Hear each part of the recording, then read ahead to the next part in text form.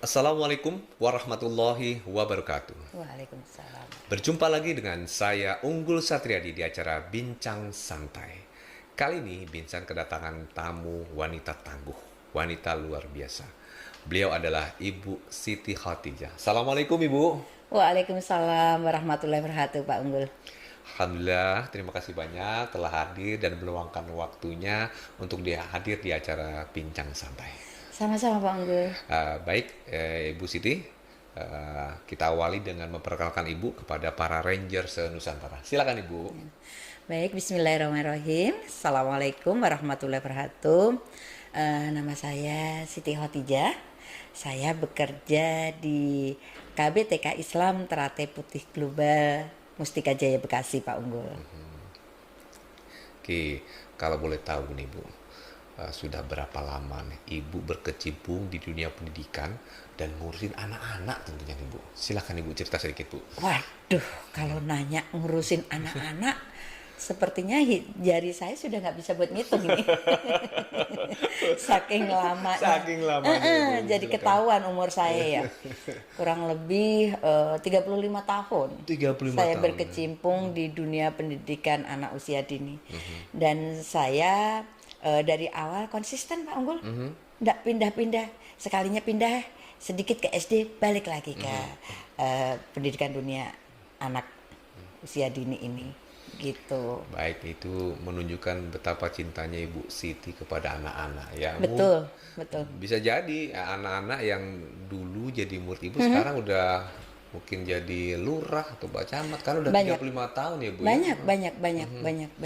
Dan saya mengawali di guru ini benar-benar dari bawah, Pak Unggul. Iya. Di Jogja, saya lulus 1987, saya langsung ngajar. Terus saya lanjut lagi, saya ke Jakarta, sebentar di Jakarta. Terus nyangkut di Bekasi dari tahun 1995, lumayan lama ya di Bekasi ini. Dan tahun 2007 saya bergabung dengan Yayasan Teratai Putih Global sampai saat ini. Jadi sudah cukup lama untuk di dunia anak, dan dunia anak itu selalu menyenangkan bagi saya. Selalu menyenangkan karena anak-anak itu tempat saya belajar setiap hari. Setiap hari saya mendapatkan ilmu yang berbeda-beda dari anak yang satu dengan yang lainnya. Dan itu jika kita kumpulkan menjadi sebuah buku sangat luar biasa. Akan terjadi tumpukan buku yang ribu-ribu tebalnya, karena memang yang kita catat, yang kita hadapi itu setiap anak sangat-sangat berbeda setiap harinya.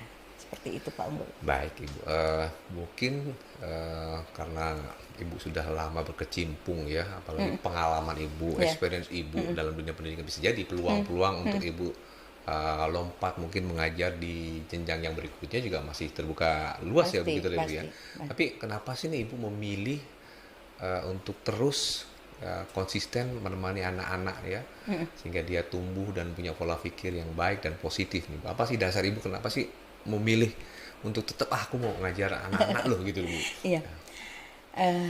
Saya konsisten di dunia anak ini karena memang anak usia dini itu adalah usia golden moment yang memang dasar dari pendidikan itu harus kita berikan dan kita siapkan, terutama tentang akidahnya, tentang akhlakul karimahnya, tentang kesiapan kematangan mentalnya, tentang kemandiriannya, tentang tanggung jawabnya.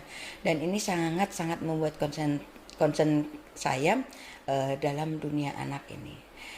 Akan sangat berbeda pada saat saya memegang anak usia dini yang notabene itu antara usia 3 sampai 6 tahun dengan memegang anak yang sudah usia SD ataupun SMP ataupun malah SMA SMK. Itu akan sangat berbeda.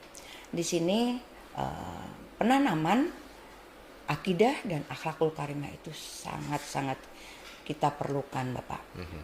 Jadi itu yang menjadi dasar saya kenapa saya memilih di anak usia dini ini.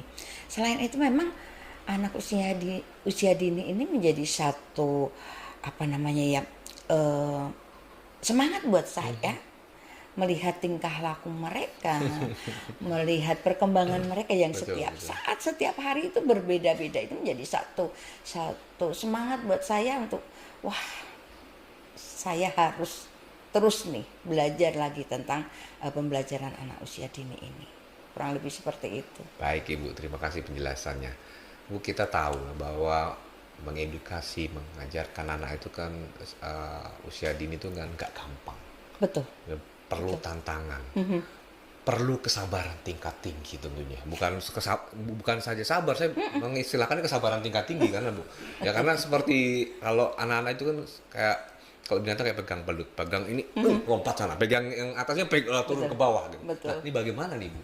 Menjaga irama, melatih kesabaran Ibu dan tentunya kan hal ini harus ditularkan juga ke rekan-rekan Ibu yang lain gitu ya. Iya, kalau lihat track record Ibu udah 35 tahun masalah kesabaran tidak diragukan, tapi bagaimana menularkan hal-hal ini seperti ini, hal-hal yang baik ini kepada rekan-rekan sesama pendidik gitu ya Bu. Betul. Ya? Nah, silakan Bu. Baik, terima kasih Pak Unggul. Jadi dalam mendidik ini yang menjadi acuan saya adalah Al-Quran dan Al-Hadis. Itu kan pasti ya, di semua lini kehidupan apapun yang kita lakukan itu yang menjadi dasar utamanya. Seperti yang di Al-Quran juga sudah disampaikan oleh Luqmanul Hakim, itu ada beberapa cara dalam mendidik anak itu yang menjadi salah satu acuan yang kita pakai. Bagaimana kita harus mengajarkan anak untuk bertauhid, bagaimana mengajarkan anak untuk berbakti kepada orang tua, juga berakhlakul karimah seperti apa, dan masih banyak sekali yang bisa kita ambil dari situ.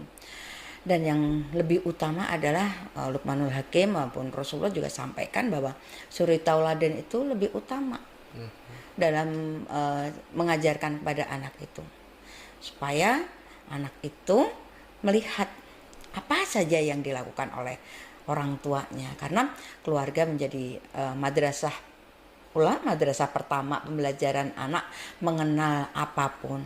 Jadi orang tua adalah menjadi bagian utama dalam pembelajaran ini. Anak lebih banyak belajar itu dari melihat, Pak, bukan mendengar. Jadi apa yang harus kita sampaikan kepada anak-anak itu harus konsisten, berkesinambungan terus menerus. Tidak bisa begitu kita sudah melakukan suatu kesepakatan, kita sampaikan bahwa ini tidak boleh, tiba-tiba nanti ayahnya atau kakek neneknya sampaikan boleh. Itu menjadi satu permasalahan bagi anak juga. Jadi kita harus dalam mendidik itu benar-benar konsisten, Pak Unggul. Bagaimana kita bisa memberikan contoh suri tauladan yang terbaik. Kalau waktunya sholat ya kita juga harus sudah siap sholat. Terus mungkin sedikit yang kadang-kala suka kita nyepelein makan minum sambil berdiri. Itu juga menjadi satu masalah juga kalau kita tidak memberikan contoh yang baik seperti itu, Pak Unggul.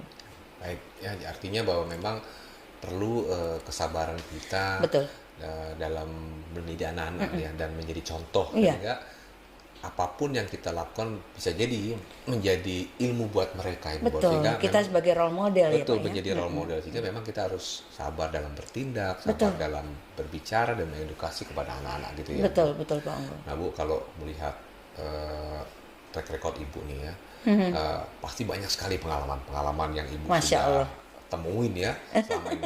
Nah, boleh nggak Bu cerita sedikit nih suka dukanya ya selama ini, apa sih hal yang paling bahagia yang ketika Ibu alami atau temuin, dan atau mungkin ada hal yang mungkin jadi pelajaran Ibu yang Ibu temui juga di proses Ibu dalam mengajar anak-anak. Silakan Ibu. Kalau ditanya suka duka, bagi saya itu dukanya nggak inget karena banyak sekali sukanya untuk di dunia anak ini luar biasa. Setiap hari kita itu ketemu dengan hal-hal yang berbeda. Nggak usah setiap hari, setiap saat aja.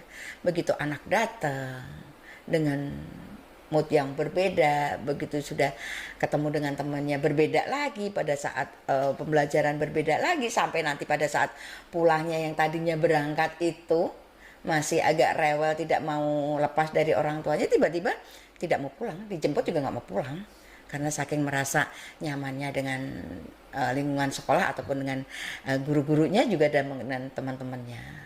Seperti itu. Dan yang pasti anak-anak itu menjadi spirit semangat buat saya setiap saat.